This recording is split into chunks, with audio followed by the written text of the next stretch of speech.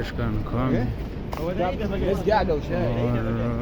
हरम शरीफ में बहुत ज़बरदस्त मौसम है और रश भी इस वक्त मेरे ख्याल में थोड़ा कम हो रहा है। आज जुमे की दिन है।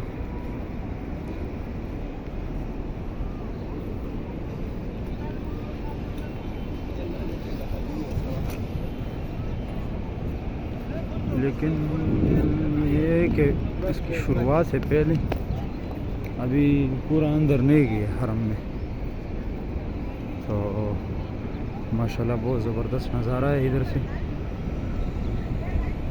एक तरफ मौसम बहुत खुशगवार मौसम है, गर्मी ज़्यादा नहीं है, ठंडी ठंडी हवाएं लग रहा है।